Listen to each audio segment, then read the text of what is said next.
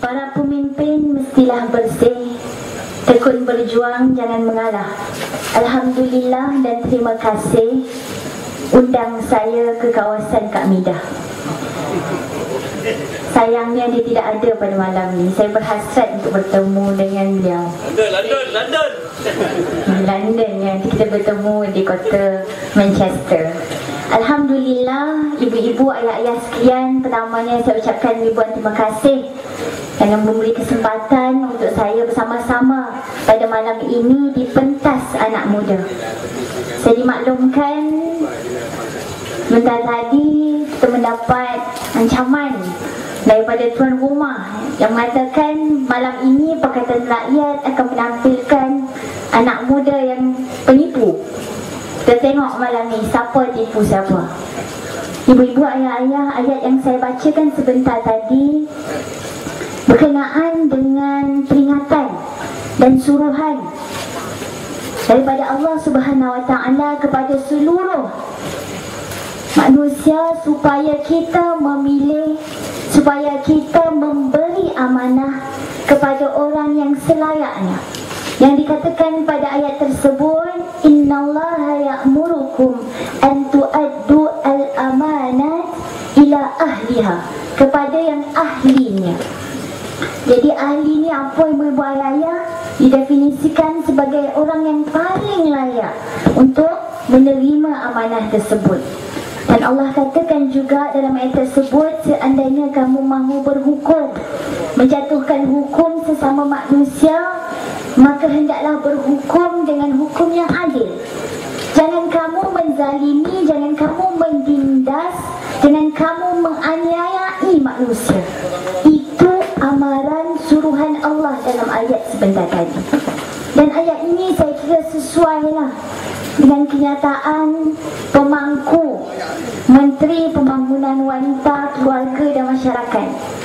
Tahu tak siapa, Pak Cik? Semua tahu, Gofin ni pandai. Saya tahu dia ada jawatan baru. Sebab jawatan lama Perdana Menteri dia dah bagi dekat suami, isteri dia. Jadi dia jawatan baru Pemangku Menteri Pembangunan Wanita, Keluarga dan Masyarakat. Apa dia kata? Rasa-rasa esok nak menghadap yang di Pertuan Agong. Jadi kita tahulah, bila Perdana Menteri nak menghadap yang di Pertuan Agong ni, ada semakin rapat kita dengan rembang pilihan raya. Jadi pilihan raya tak boleh nak elak daripada tanggungjawab kita untuk memberi amanah kepada pemimpin. Justru ayat tadi menyuruh kita memberi amanah kepada orang yang paling layak, yang dikatakan ahlinya. Ibu-ibu, ayah-ayah, teman-teman yang saya kasihi, saya juga hadir pada malam ni sebab tu nak sangat jumpa Kak Midah. Kita nak ucap selamat ulang tahun kelahiran parti yang dikata Pembela Melayu. Nama parti dia United Malay National Organisation. Parti Pembela Melayu tapi nama dia United Malay National Organisation. Selamat ulang tahun kelahiran ke-24. 24 betul tak, Pak Syed? Dia kata 66. Saya nak tanya, pada tahun 88 dah diharamkan oleh mahkamah dah. Ibaratnya ayah dah meninggal, dah ke bumi. Macam mana anak nak sama umur dengan ayah ni? Pandai kira tak pandai kira? Jadi kita nak bagi tahu selamat ulang tahun lah ke-24 sebab kita masih ingat tarikh di mana parti ini telah diharamkan. Justru yang ada pada hari ini baru umur dia 24 tahun. Kalau anak dara tu getah lagi orang kata. Ibu-ibu, ayah-ayah sekalian, dalam sambutan 24 tahun UMNO Barisan Nasional pada baru-baru ini, Perdana Menteri Presiden UMNO telah mengemukakan 7 prinsip pilihan raya untuk rakyat menilai sejauh mana pencapaian international dalam memerintah kerajaan di negara ini. Tahu apa 7 prinsip tu Pakcik? Presiden UMNO tanya 7 soalan. Dia minta kita jawab. Kan kita orang yang hadir persidangan tu lah yang kononnya 100,000. Allahualam sampai ke tak? Perhimpunan raksasa memanglah kita nampak Ultraman, Superman semua ada. Apa soalan dia yang pertama saya nak kongsi pada hari ini? Dia tanya antara UMNO dan pembangkang yang mana satu yang lebih dipercayai dan janji ditepati. Soalan yang pertama. Saya kemukakan dulu soalan. Hari ini saya nak jawab soalan ini. Soalan kedua dia tanya lagi antara BN dan pembangkang, siapa yang boleh jamin hari esok lebih baik dari hari ini? Soalan kedua. Kalau ada yang nak jawab hari ini, naik atas pentas sekali dengan saya. Yang nombor 3 soalannya, siapa yang boleh memelihara keluhuran perlembagaan, kedaulatan undang-undang, kesucian agama Islam, kedudukan Raja Melayu? Siapa yang boleh jaga lebih baik daripada Barisan Nasional? Soalan yang ketiga. Soalan keempat dia tanya lagi kepada sidang raksasa itu, antara BN dan pembangkang, siapa yang mampu mengurus ekonomi dengan baik dan membawa pertumbuhan yang tinggi kepada negara? Baru 4. 5. Siapa yang boleh pelihara keharmonian negara? 5. Yang kedua terakhir, siapa yang boleh buat perubahan dan pembaharuan secara tersusun di negara ini? Dan yang terakhir, siapa yang boleh memelihara kemakmuran negara sehingga Malaysia mencapai taraf negara berpendapatan tinggi? 7 soalan ni dia minta ahli sidang raksasa Dewan dia jawab. Malam ni sebelum jawab soalan ni, saya nak tanya balik 7 soalan juga. Kalau ada ahli UMNO malam ni boleh jawab naik atas pentas sekali dengan saya. Soalan pertama saya nak tanya. Dia tanya kita, siapa yang boleh dipercayai dan janji ditepati? Saya nak tanya, mana janji-janji transformasi Perdana Menteri? Mana janji transformasi pilihan raya Perdana Menteri? Mana janji transformasi ISA Perdana Menteri? Mana janji transformasi Akta Universiti, College Universiti Perdana Menteri? Yang kedua dia tanya kita lagi, siapa yang boleh menjamin hari esok lebih baik dari hari ini? Saya nak tanya malam ni, siapa yang boleh jamin tanah Melayu Bumi Putra Felda tidak tergadai seandainya disenaraikan Felda Global Ventures Holding di Bursa Saham Malaysia? Siapa boleh jamin? Yang ketiga saya nak tanya, dia kata kita, siapa yang boleh memelihara keluhuran perlembagaan, kedaulatan undang-undang, kesucian agama Islam, kedudukan orang Melayu? Kita nak tanya dia malam ni, siapa yang tidak menghormati undang-undang dan perlembagaan yang menyebabkan berlakunya rampasan kuasa kerajaan di negeri Perak ini? Siapa? Siapa yang kononnya menjaga kesucian agama Islam, tetapi dia yang tarik bantuan sekolah agama rakyat di negeri-negeri di Malaysia ini? Siapa? Siapa yang hapuskan tulisan Jawi? Siapa yang bagi lesen judi kepada tauke Cina di Genting? Jawab, semua dah pandai lah. Yang saya ceramah. Baru soalan nombor 3 balik, sabar. Soalan nombor 4 kita nak tanya. Dia kata, siapa yang lebih pandai menguruskan ekonomi, menambah pertumbuhan? Kita nak tanya malam ini, siapa yang mengakibatkan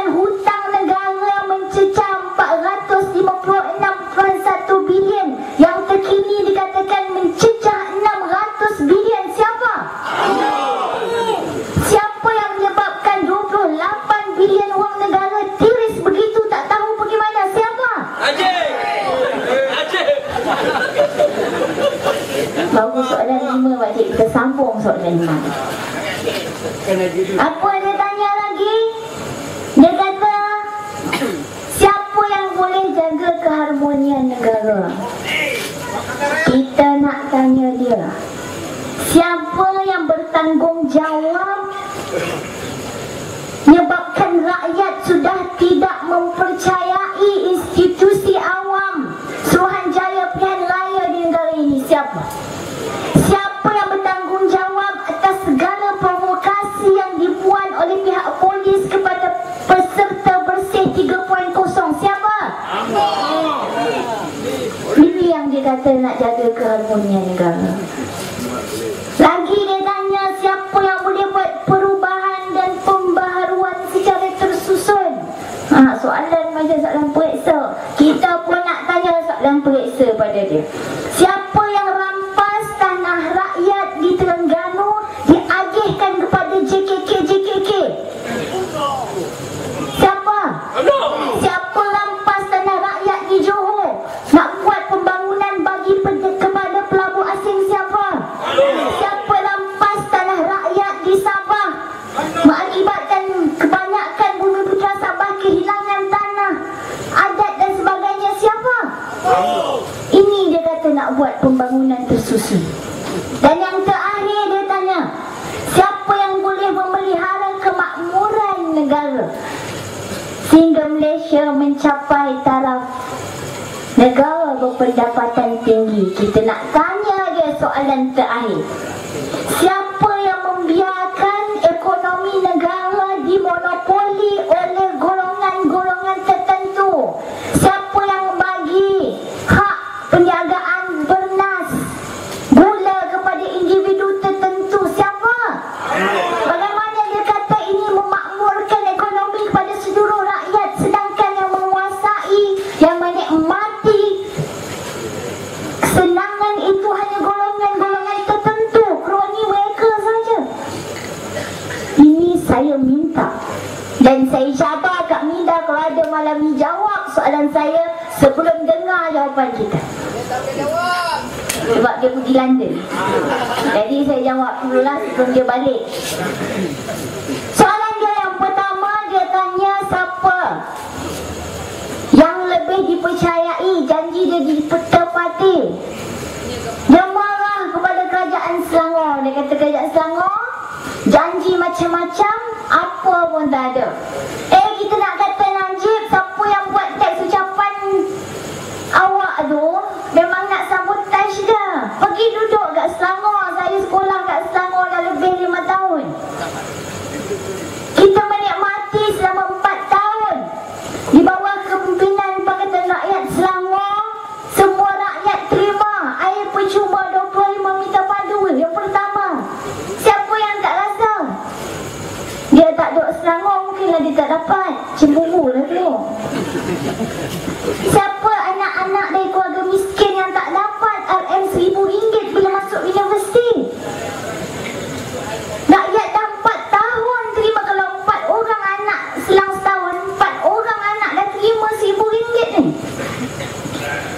Kalau anak yang baru lahir tahun 2008, tahun 2012 dah ada tabungan RM400 bawah tabung anak-anak wawasan. Kita bukan bagi 100, beli nak beli apa, tak. Kita ajar rakyat menabung 100 setiap tahun. Umur 18 tahun boleh keluar 1,500 untuk belanja masuk universiti. Siapa guru-guru kafar di Selangor yang tak dapat peningkatan gaji sebanyak RM1,300? Penyelia kafar dapat RM1,500. Di Perak dapat berapa pakcik? Memandang saya tak tahu Perak ni. Mana anak-anak kita chat di setiap jawab undangan negeri, kita buat tuition percuma kepada semua anak-anak. Itu janji kita dan kita laksanakan. Dan alhamdulillah di Selangor juga kita dapat meningkatkan peluang pekerjaan kepada anak-anak muda yang menganggur ni. Dalam tempoh 4 tahun, alhamdulillah kadar pengangguran di Selangor menurun. Hasil daripada kempen kampung. Ajak anak muda, bagi peluang pekerjaan. Ini janji dan telah dilaksana, Najib oi. Dia duk tanya mana janji, mana janji. Soalan pertama, kalau dia tanya masuk kampung ni, jawab orang Sungai Rokam. Soalan kedua dia tanya apa lagi? Siapa yang lebih boleh menjamin hari esok lebih baik dari hari ini? Saya nak tanya malam. Orang Sungai Rokam mungkin ada saudara mara di Felda. Kita tahu apa yang berlaku di Felda. Bagaimana peneroka Felda dipaksa sign dokumen setebal 60 muka surat bahasa Inggeris. Pakcik 75 tahun, macam mana nak baca bahasa Inggeris ni pakcik? 60 muka surat bahasa Inggeris suruh sign untuk dapat durian guntur. Dokumen tu pasal apa pakcik? Persetujuan menerima pinjaman daripada bank untuk beli saham apabila FGVH disenaraikan. Kita memang cerita pasal orang Felda pakcik, tapi ini cerita juga berkenaan tanah Melayu Bumi Putra yang diapungkan di bursa saham, yang mana risikonya siapa-siapa boleh beli. Tanah Melayu Bumi Putra. Tetapi orang-orang peneroka Felda umur 70-80 tahun dipaksa sign dokumen. Jumlah pinjaman dikosongkan. Makna kata apa? Kalau dia tulis kat situ RM100,000, pakcik ni kena bayar RM100,000 pinjaman, 5% bunga. Dia meninggal, hidup balik pun tak boleh nak bayar RM100,000 ni. Tapi ini yang dilakukan kepada peneroka Felda. Dan dalam dokumen tersebut jelas tulis sebarang risiko kerugian saham ditanggung oleh saya sendiri. Sign. Ini jaminan esok lebih baik daripada hari ini. Saya nak cerita isu Felda ni pakcik, dari kepala dia dah salah. Dia duk lantik siapa jadi polisi Felda ni. Saya nak cakap lebih pun nama bapak sama, Isa Saman. Orang kata abang saya pula tak ada kena-mengena. Tapi saya pernah jadi jiran dia pakcik. Duk depan rumahnya. Tak pernah saya nampak dia ni pergi menoreh getah. Ada kebun ladang getah sebelah rumah kampung. Tak pernah nampak dia menoreh. Hujung kampung Bagan Pinang, Port Dickson tu, ada ladang sawit. Saya tak pernah nampak dia gait sawit. Apa kena mengena? Pesalah rasuah ini perlu dinaikkan menjadi pengurusi Felda. Balai Budi, polisi sikit. Polisi menyangkir orang pilih tahu, orang kopil pun tahu. Zaman sekarang. Dia naik jadi pengurusi Felda, dia pecat semua pengurus anak syarikat Felda. Kita patut ada 12 orang, tinggal 2 orang saja. Isa Samad Sabri Ahmad. Sepatutnya 12 orang ni bolehlah mesyuarat, bincang apa yang terbaik untuk Felda. Apa kita nak bagi kepada peneroka ni? Tinggal 2 orang, kau ambil separuh, aku ambil separuh. Dipecat 3 orang pengurus besar ahli lembaga perkara. Datuk Zainal Hassan, Datuk Zulkifli Abdul Wahab, Raja Syarifuddin. 3 orang ni siapa pakcik? Orang PAS ke? Orang UMNO. Dipecat begitu disebabkan monopoli yang ingin dilakukan oleh insan kerdil Isa Samad. Kemudian ditawarkan durian guntur. Saya tak panggil durian guntur. Kalau ada saudara mara Felda, bagi tahu 5,000 fasa pertama. Kononnya minggu ni atau minggu depan, Allah alam dapat ke tak? 5,000 lagi fasa kedua, 5,000 lagi fasa ketiga. Tak tahu bila pakcik. Bulan depan ke, lepas pilihan raya ke, tahun depan ke, Allah alam bila tak tahu. Jadi saya panggil bukan durian guntur, durian gugur. Gugur satu-satu lah. Tu pun kalau gugur. Ini dikatakan jaminan hari esok lebih baik dari hari ini kepada peneroka Felda. Dan semua itu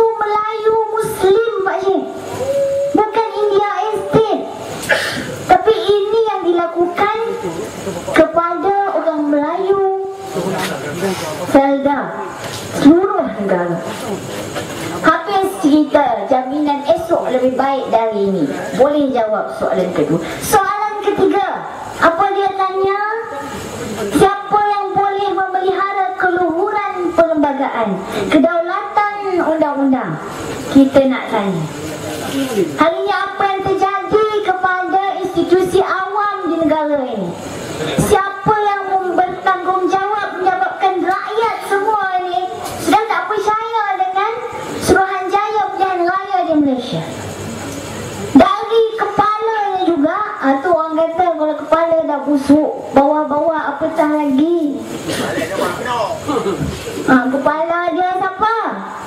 Pengurusi di badan pengurusi confirm dah daftar ahli UMNO. Kita cakap sekali dia kata apa? Oh dah lama dah, tak ingat bila dah daftar. Kemudian tukar pula kenyataan. Oh ada orang lain yang daftar, saya tak tahu apa-apa. Lepas tu tukar lagi kenyataan. Tu sebenarnya nama orang lain tapi nama sama, nama depan sama, bin pun sama. Jadi tu orang lain sebenarnya, bukan saya. Ni apa cerita berputar belit ni? Yang mana dalam perlembagaan jelas perkara 114/A mengatakan pengurusi Suruhanjaya Pilihan Raya tidak boleh menjadi ahli mana-mana parti politik. Memang logik lah. Tapi ini yang berlaku. Jadi kita nak tanya, siapa yang tak menghormati kedaulatan undang-undang perlembagaan persekutuan di Malaysia? Siapa? UMNO.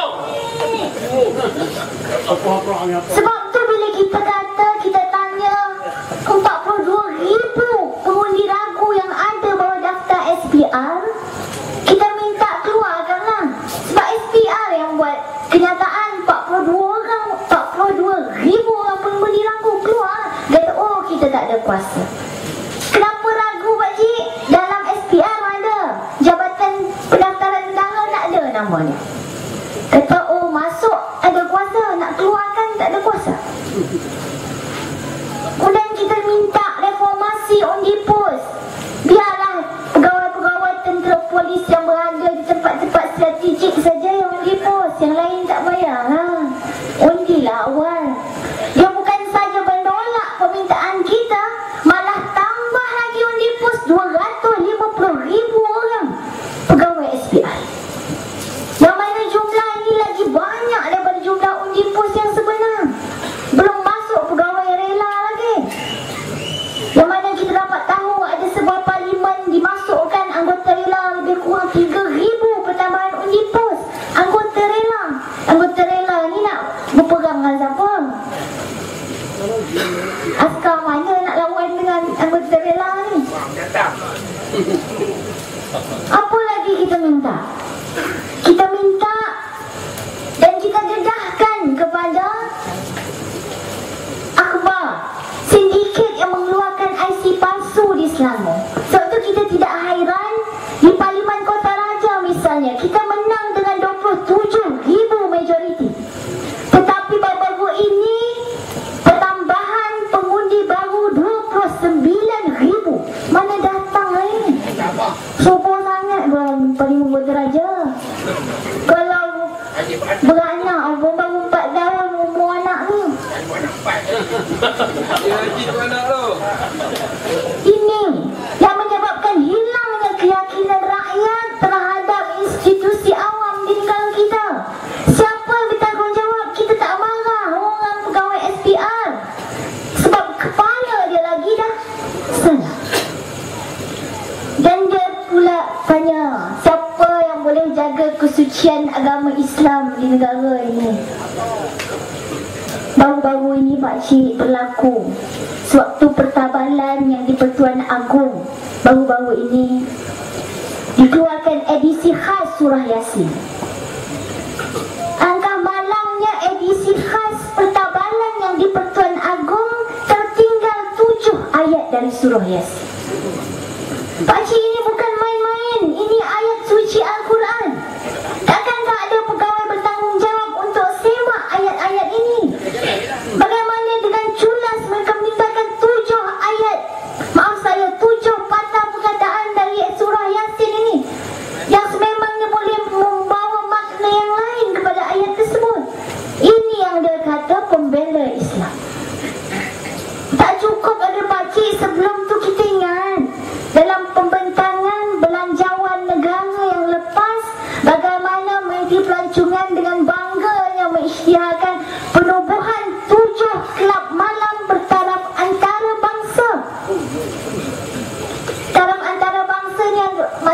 pakcik, kita memang tak pergi kelab malam lah, bukan jenis kita. Tapi tak adalah sama taraf dengan kelab malam Gopin. Kelab malam Ipoh jauh lagi. Kelab malam antarabangsa. Dan kita tanya, kenapa nak sangat tambah kelab malam ni? Tak cukup ke apa yang ada? Apa dijawab pakcik? Nak tarik pelancong asing. Kita tanya, kita buat kajian kepada pelancong untuk support statement lah, kita kata kalau betul. Kita tanya pelancong kenapa nak datang Malaysia. Tak ada pun yang cakap pergi kelab malam. Dia datang Malaysia nak pergi tengok pantai, nak pergi tengok gunung, nak pergi tengok air terjun, nak tengok kraftanan Malaysia. Tapi yang dikatakan pelancong datang nak tengok kelab malam. Apa impact kelab malam ni pakcik kalau tidak merosakkan anak bangsa Melayu Islam ini? Tapi ini usaha yang mereka nak buat. Dan kita juga nak tanya. Saya mendapat tahu yang terbaru usaha UMNO Barisan Nasional. Sebab dia dah tak ada peluru lain dah pakcik. Last isu agama juga yang dibawa naik. Dia panggil seluruh guru-guru Islam di wilayah Persekutuan Kuala Lumpur, di bawah Jawi, diberi taklimat berkenaan isu-isu semasa dan keselamatan. Wajib hadir. Kita tanya, apa slot yang dibagi? Yang pertama, slot agenda Kristianisasi Selangor. Biasalah kerja jati tu kan. Yang kedua, isu bersih. Kita dah agaklah keselamatan mesti dia nak bagi taklimat bersih-bersih. Yang ketiga apa? Strategi DAP mengkristiankan negara. Saya nak kata kepada UMNO Barisan Nasional, jangan main sentimen api perkauman ini. Secara logik kita boleh fikir pakcik, apa kuasa pun kalau DAP menang semua kursi parlimen, baru 48 kursi. Kita ada 222 kursi parlimen. 48 kursi boleh tukar perlembagaan ke? Boleh. 48 kursi boleh jadi Perdana Menteri ke? Ini pemikiran yang nak diperbodohkan kepada Melayu Islam. Dan saya nak tanya, siapa yang bertanggungjawab menyebabkan kes murtad meningkat di Sabah? UMNO. Kalau bukan selepas kemenangan UMNO di Sabah. Siapa yang menyekat pembinaan masjid di Sabah? UMNO. Ini yang berlaku. Konon dialah pembela Melayu Islam. Dikata juga, siapa yang mengurus ekonomi lebih baik di negara ini, kita nak bagi tahu, semua orang pun dah tahu bagaimana pencapaian kita di negeri Kedah meningkatkan pendapatan hasil balak dari 8 juta kepada 50 juta.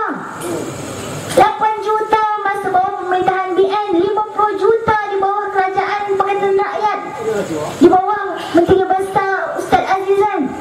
Mana pergi 50 juta ini di bawah BN yang lepas? Kalau pandai sangat urus ekonomi. Dia tanya lagi, keharmonian negara terjamin di bawah BN. Kita nak tanya, dan kita nak cakap, jangan main isu agama sekali lagi. Sebab kita dah buktikan di Pulau Pinang bagaimana kerajaan Pulau Pinang menjaga kebajikan orang Islam Melayu di Pulau Pinang. Bagaimana seorang ketua menteri Cina boleh bagi peruntukan 1.5 juta ringgit kepada pelajar tahfiz di Pulau Pinang. Bagaimana kerajaan Pulau Pinang boleh bagi peruntukan 24 juta untuk pembangunan Islam di Pulau Pinang. Negeri saya pun, Negeri Sembilan bawah UMNO, baru 12 juta. 9 juta. Pulau Pinang boleh bagi 24 juta untuk peruntukan umat Islam. Jadi jangan main sentimen ini. Kedua terakhir, dia tanya berkenaan perubahan pembangunan yang tersusun. Kita nak bagi tahu, alhamdulillah 20 tahun di Kelantan. Apa kita buat? Kita yang menerajui. Kerja 5 hari, cuti 2 hari, baru kerajaan pusat ikut. Kalau dah tersusun, buat apa nak ikut negeri kita? Siapa yang bagi memperkenalkan cuti 60 hari isteri-isteri bersalin? Siapa? Kemudian kenapa nak tiru kalau pandai sangat pemerintah? Siapa yang bagi pinjaman tanpa riba kepada pegawai kerajaan? Siapa? Kerajaan Kelantan 20 tahun, Alhamdulillah. Dan Alhamdulillah atas usaha kita di Kelantan selama 20 tahun baru-baru ini diumumkan pembinaan lebuh raya percuma kepada orang Kelantan. Hasil daripada 20 tahun kita berjimat cermat di negeri Kelantan. Tunggu peruntukan pusat memang putih mata lah pakcik. Jadi kita umum lah dulu. Dan yang terakhir ditanya berkenaan kemakmuran negara. Saya nak jawab pada hari ini pakcik. Nisbah hutang negara sekarang ini pada setiap rakyat. Contoh pakcik ada gaji RM2,000. Setiap rakyat di negara ini menanggung hutang 2 kali ganda daripada jumlah pendapatannya. Dapat RM2,000 agak kena hutang dia RM4,000. Ini sebab apa? Sebab dari peringkat generasi muda sudah diajar berhutang.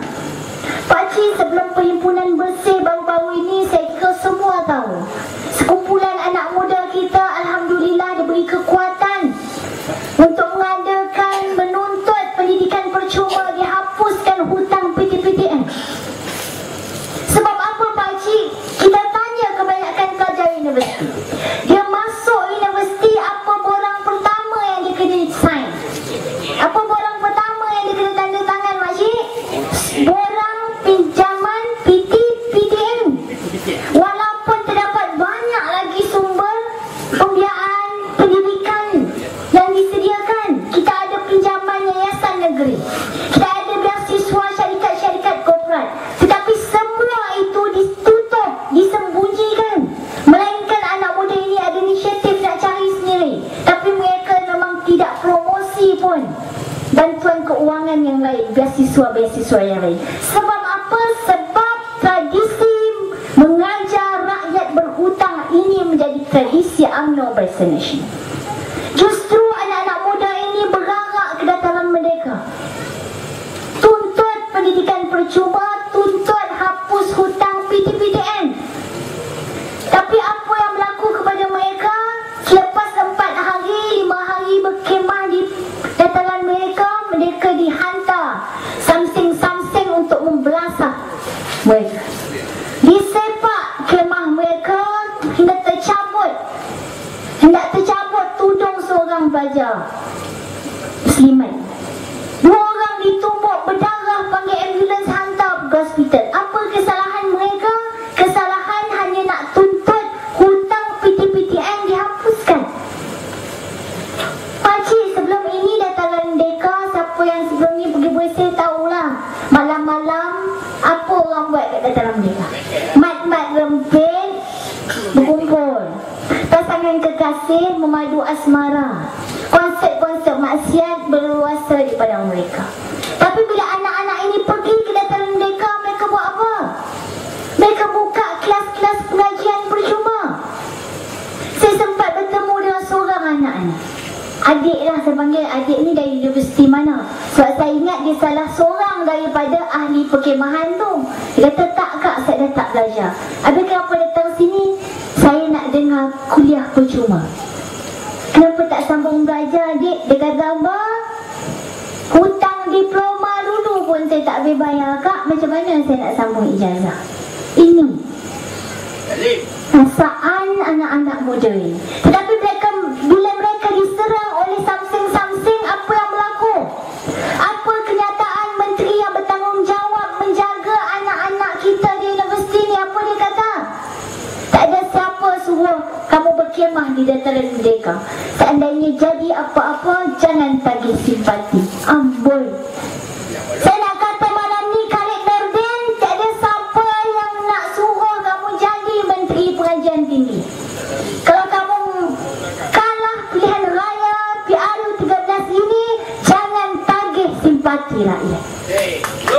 Ibu-ibu, ayah-ayah, teman-teman yang saya muliakan, sekarang keadaan